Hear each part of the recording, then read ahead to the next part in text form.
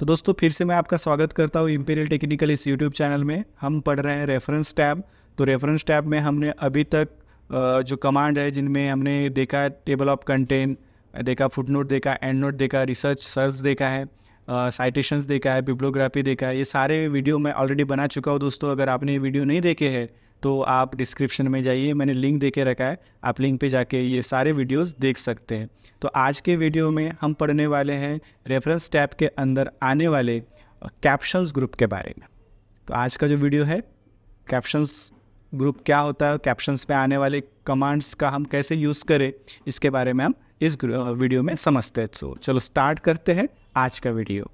तो स्टार्ट करते हैं कैप्शंस ग्रुप के बारे में। जो भी है यहाँ पे कमांड्स आ रहे हैं उसको समझने की कोशिश करते हैं। तो सबसे पहले मैं आपको बता दूँ कि ये जो कैप्शंस ग्रुप होता है इसका यूज़ कब और कहाँ होता है। जैसे आपने देखा होगा साइंस की जो बुक होती है, हमारे साइंस के बुक में कई सारे फिगर्स होते हैं, ऑब्जेक्ट्स होते हैं, फार्मूलाज होते हैं, टेबल्स होते हैं, और उन टेबल्स को टॉपिक वाइज, चैप्टर वाइज उस जगह पे अरेंज किया जाता है जहाँ पे हमें नीड होती है।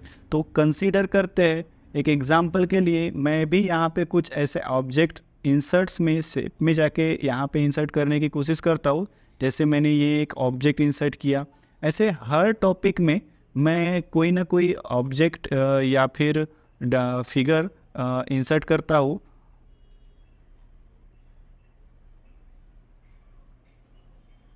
आप चाहे तो डिफरेंट टाइप्स ऑफ फिगर्स भी ले सकते हैं।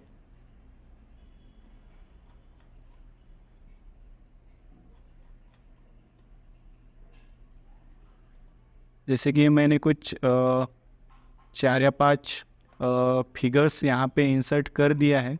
अब क्या करना है दोस्तों कि ये जो मैंने शेप्स लिए हैं, हम इसे एज्यूम करते हैं कि ये हमारे नोट्स में यूज़ होने वाले फिगर्स है या डायग्राम्स है।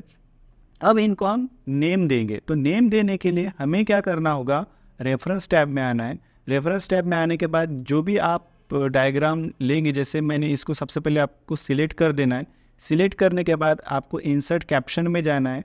यहाँ जैसे कि ऑलरेडी नेम आ चुका है फिगर 1, सो आप यहाँ पे फिगर 1 के साथ उसका नेम भी इंसर्ट कर सकते हैं। जैसे ये मेरा फिगर 1 है, मैं यहाँ इसको नेम दे दूँगा एप्लीकेशन। इसके बाद आप लेबल दे सकते हैं, ये फिगर है कि टेबल है, जो भी या फिर इक्वेशन है। फिलहाल तो ये फिगर है इसलिए मैं इसे फिगर ही रख रहा हूँ। और आपको वो नेम कहाँ देना है, बिलो सिलेक्टेड आइटम, मतलब ये जो फिगर है इसके जस्ट नीचे वो नेम इंसर्ट हो जाएगा। बस आपको क्या कर देना है, ओके करना है। ओके करने के बाद आप देख सकते हैं कि उस फिगर को नेम आ चुका है, उस फिगर का नाम आ चुका है। तो ऐसे ही हम क्या करेंगे, सभी सभी जो हमारे फिगर्स है इन सभी को क्या करेंगे, नेम देने की कोशिश करेंगे। जैसे इसको मैंने नाम दे दिया सिस्टम।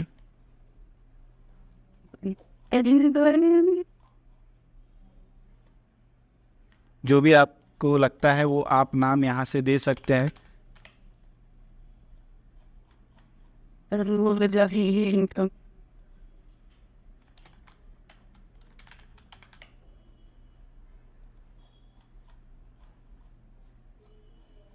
तो लगभग मैंने मेरे जितने भी फिगर्स थी इन सभी को नेम दे के रखा है। तो आप देख सकते हो जैसे जहाँ जहाँ मैंने नेम दिया है जस्ट उसके नीचे भी फिगर 1 लिख के आया एंड उसका नाम लिख के आया है। अब हमें क्या करना होगा, अब ये जो इंसर्ट कैप्शन हमने दिया है, अब इस कैप्शंस, ये जो नाम आए हैं, मतलब हमने क्या किया है, कैप्शंस दिया है, इन फिगर्स को एक कैप्शंस प्रोवाइड किया है।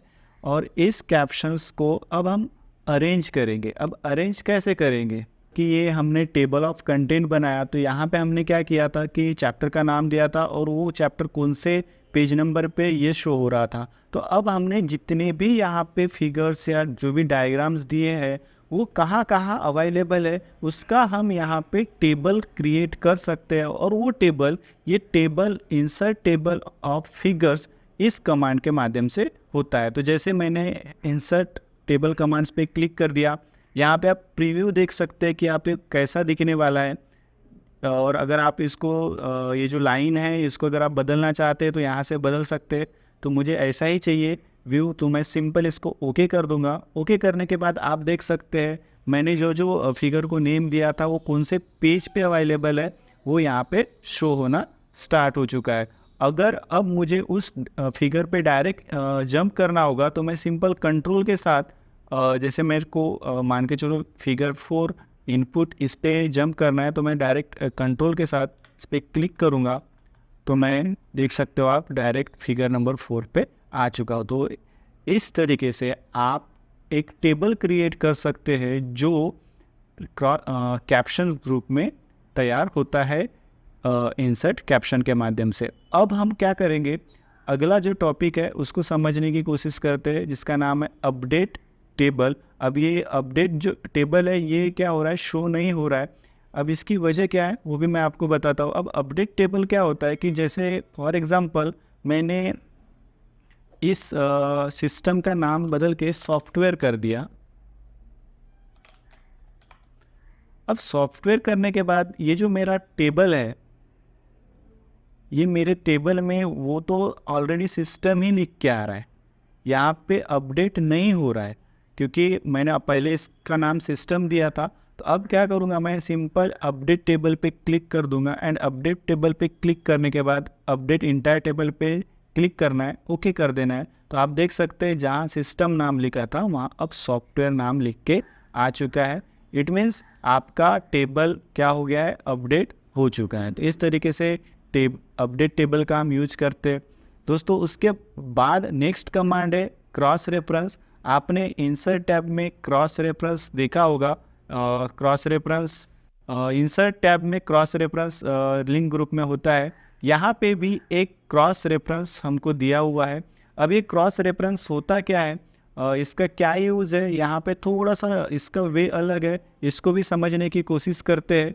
अभी मैं क्रॉस रेफरेंस कमांड पे क्लिक कर रहा हूँ। कमांड पे क्लिक करने के बाद यहाँ पे काफ़ी सारे ऑप्शंस आपको दिखाई दे रहे हैं, जैसे हेडिंग्स है, बुकमार्क्स है, फुटनोट है।